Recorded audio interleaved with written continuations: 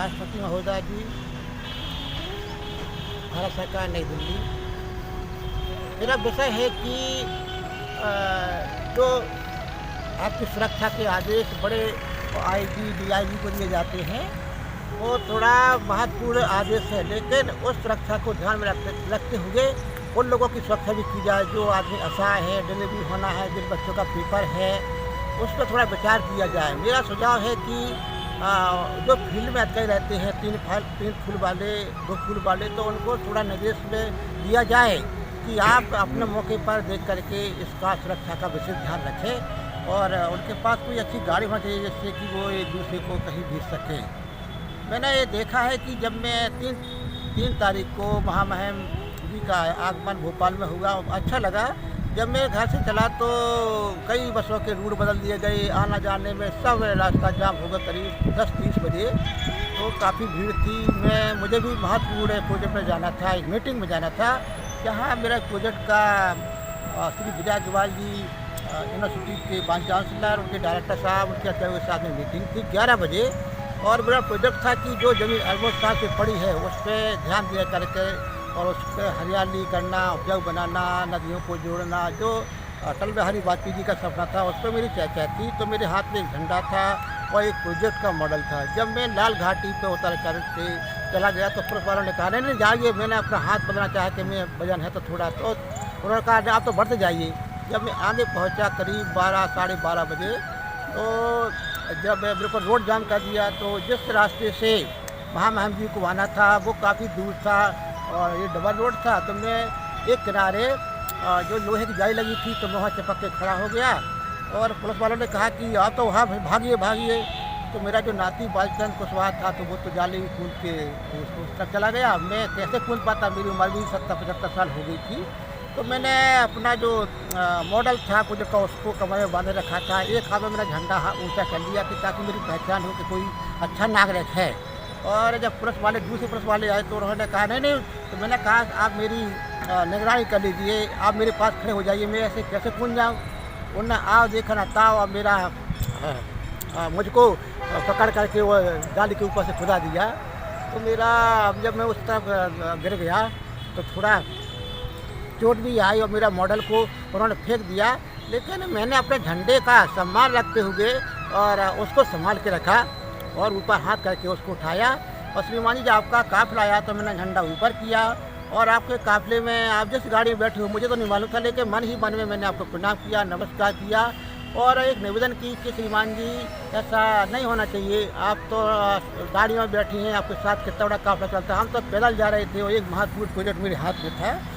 और श्रीमान जी मैं चाहता हूँ कि जब कुछ आदेश पे इस पर विचार करना चाहिए। जब मैं वहाँ गया तो मेरे अधिकारीगण सब लोग बैठे थे, बोले इतने लेट क्यों हो गया। तो मैंने कहा ऐसा हाल हुआ, तो उनको बड़ा वो लगा और उन्होंने कहा कि अब मुझे नहीं था मालूम कि आज मेरे को आना था, ना तो मैं मीटिंग चेंज कर देता। ठीक है आप खाना खाइए।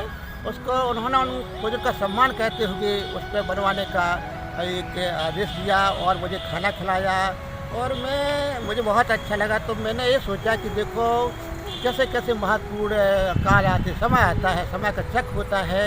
और मैंने संकल्प लिया था कि मैं श्रीमान जी राष्ट्रपति महोदय जी के वहाँ जाऊँ, उनके द्वार पर जाऊँ और द्वार पर उनसे निवेदन करूँ कि इस प्रोजेक्ट पर ध्यान देकर इसको स्वीकृति देने की कृपा करें, जिससे लाखों एकड़ ज़मीन लाखों किसानों को मिल सके, जिसमें वो 5 पौधे लगा तो 5 लाख पौधे हो गए, 2 गाय रखे तो 2 लाख गाय बनेगी और एक किसान के 10 परिवार के लोग उसमें खाना खा सकते हैं, क्योंकि 1 एकड़ ज़मीन में 15 क्विंटल धान और 15 क्विंटल गेहूँ होता है। अब भविष्य में ये आता है कि ज़मीन तो कहाँ मिलती है, ज़मीन की बहुत मारामारी हो गई। और मैंने देखा कि मैंने एक पपीता का पेड़ लगाया तो 1 फुट बाई 1 फुट में 1000 का पपीता का पेड़ हुआ। तो ऐसा कितनी ज़मीन पड़ी जो बेकार पड़ी है। श्रीमान जी अटल बिहारी वाजपेयी जी का जो सपना था कि नदियों को जोड़ो, नदियों का सुंदरीकरण करो, जो ज़मीन बेकार पड़ी है उस पर हरियाली उगाओ, तो मैं उनके सपने को साकार करना चाहता हूँ। और उमा भारती जी का मैं बहुत ही वो हूँ कि उन्होंने भी काफ़ी काम किया, लेकिन बेचारी अब तो रह गई, जैसे कि उनकी कोई सुनता भी नहीं। और मैं कहना चाहता हूँ जब अटल बिहारी वाजपेयी जी प्रधानमंत्री बने तब उमा भारती जी का 50% उसमें बहुत बड़ा सहयोग था, क्योंकि उन्होंने जो संघर्ष किया बहुत ही अच्छा संघर्ष था। और दूसरी बार जब भाजपा आई तो उमा जी की बदौलत शिवराज सिंह चौहान, बाबूलाल गौर सीएम बने। आज उनको भी लोगों ने एक किनारे रख दिया। तो मेरा है कि हम तो ये तो नहीं हम चाहते हैं, हम चाहते हैं लाखों लोगों का भला। आपके हाथ में कलम है, कागज़ है, पैसा नहीं है तो पैसा तो हम जुटा लेंगे, और किसानों से मांग लेंगे, दान मांगेंगे, लेकिन उस एक मॉडल को हम चाहते हैं कि वो हरा भरा हो जाए, उसमें हरियाली हो। जो लोग कन्याकुमारी से कश्मीर जाते हैं दिल्ली, तो अभी देखते हैं कि बीहड़ है। कल के देख आपके शासनकाल में जब ये बन जाता है तो आपका एक बहुत बड़ा नाम होगा और उसका बढ़िया हरियाली होगी, पेड़ पौधे होंगे, फूल होंगे। तो लोग ये कहेंगे कि देखो जो एक आदिवासी महिला जो देश की प्रथम नागरिक है, तो उन्होंने एक ऐसा काम किया कि जो जंगल में आदिवासी रहते थे उन्होंने जंगल में मंगल कह दिया।